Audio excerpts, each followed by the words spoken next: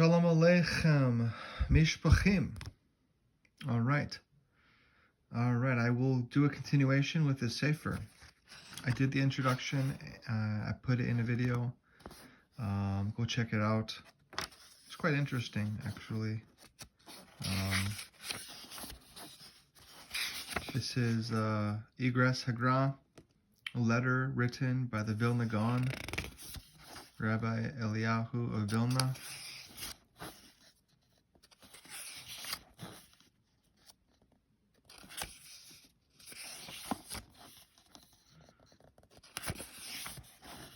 And here we go. I'm going to read in English. The letter's introduction. I request of you, my family, that you not be pained whatsoever, as you truly promised me, and also that you not worry. The alternative version. As mother promised me, besides, what is there to worry about?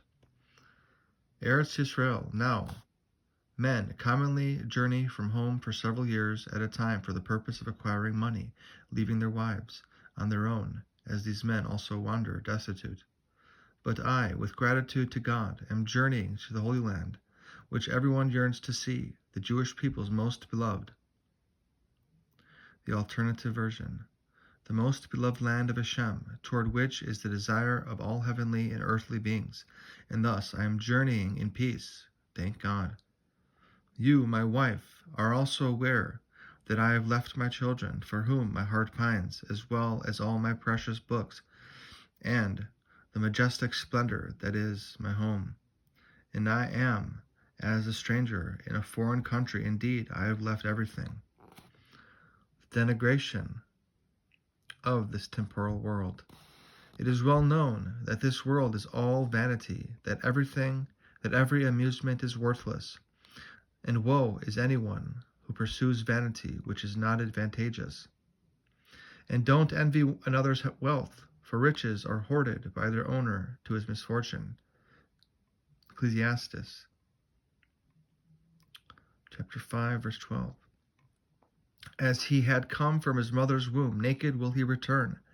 As he came, he must depart. And what did he gain by toiling for the wind hopelessly, even if he should live 1,000 years twice over, but find no contentment?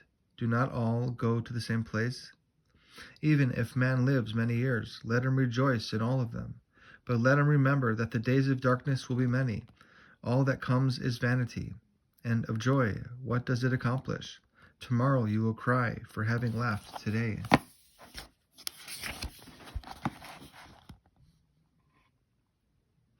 Do not lust after imaginary honor, for it is worthless, and time is a traitor. It is comparable to scales, which elevate the light and lower the weighty. The world is like one who drinks salt water. He imagines it quenches his thirst, but it only makes him thirstier. No one leaves the world with even half his cravings in hand. What profit does man have from all his toils under the sun?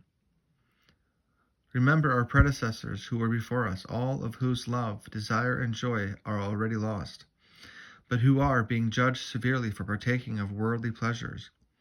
And of what is the point of pleasures to man whose end is to descend into dust, maggots, and worms, when all his pleasures turn to bitterness in the grave, as death is bound to man, and there is no hope? And what is this world, whose days are full of vexation and pain, that even in the night does not allow him to sleep, and even death affords no hope? Concerning the importance to take care in one's speech, man will be judged for every word he says, and even the slightest expression is not overlooked.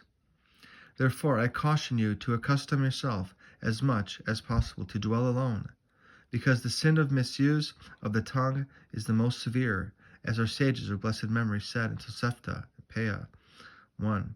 These are the things that man enjoys, their fruits, etc. And Lashon Hara is equivalent to them all.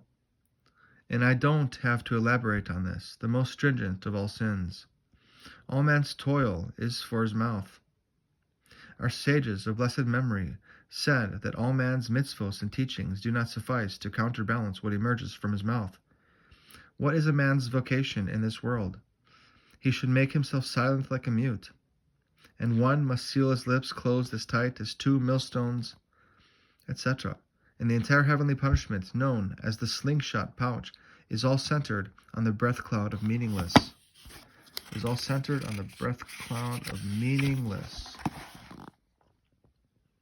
Words, and for each meaningless word a person deserves to be slung from one end of the world to the other. All this is so concerning mere superfluous speech.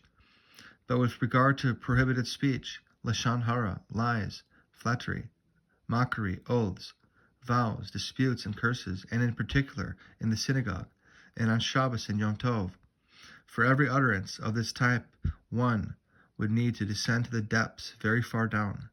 And it is impossible to imagine the magnitude of the suffering and misfortune one will endure for one misspoken word.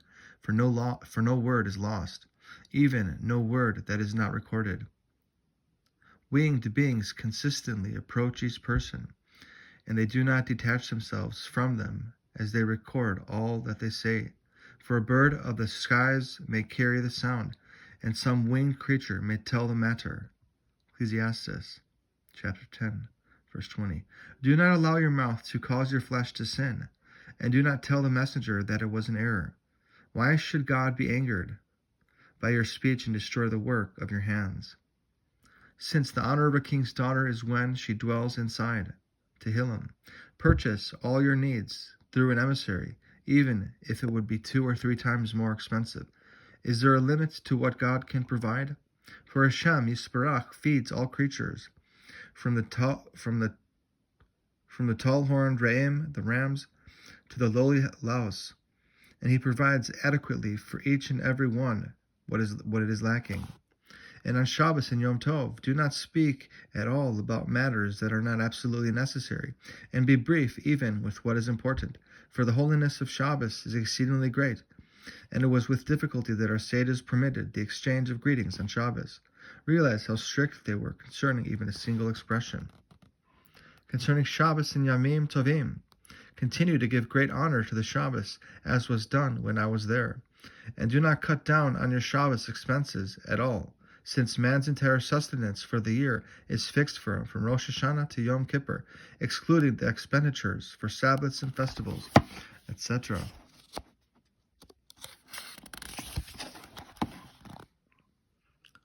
Educating one's daughters. I also come to ask of you strongly, with a great, awesome, and pleading request to guide your daughters very carefully, that words of curse, oath, deceit, and disputes not issue from their mouths. Rather, everything should be done peacefully, with love, affection, and gentleness. Now, I possess a number of Yiddish language books on Musar, and so see that the children read them regularly, and all the more so on the most holy Shabbos. They should not be engaged in anything other than books of Musar. And so you should guide them constantly using the Musar works. And for curses, oaths, and falsehood, you should be prepared to hit them, and don't have mercy on them at all, because God forbid parents will be punished severely for the misbehavior of their children. And even if one guides them constantly in Musar, but they do not accept it, woe to one's sorrow and shame in the world to come. As it is written, Vayikra, chapter 21, verse 9, she defiles her father. In such a case, the son of a righteous man is called the son of a wicked man. Similarly, one should take care to guide one's daughters in other matters, such as lashon hara and gossip, and that they should not eat and drink without uttering the before and after blessings, and the birchas hamazon, and kriyas shema, and all with proper intent. And most importantly, they must not, heaven forbid, leave the portals of their home and go outside. And they must obey and respect you and my mother and all those their senior in years. They also need to uphold all that is written in the Musar books. Educating one's sons. Raise your sons as well on the straight path and with sensitivity. And you should pay tuition, even hiring a tutor to study with your sons in your house. Do not be stingy with the tutor's wages, for man's entire yearly income is fixed for him from his judgment on Rosh Hashanah, except for Tishrei, Talmud, Torah, Shabbos, Rosh Chodesh, and Yom Tov.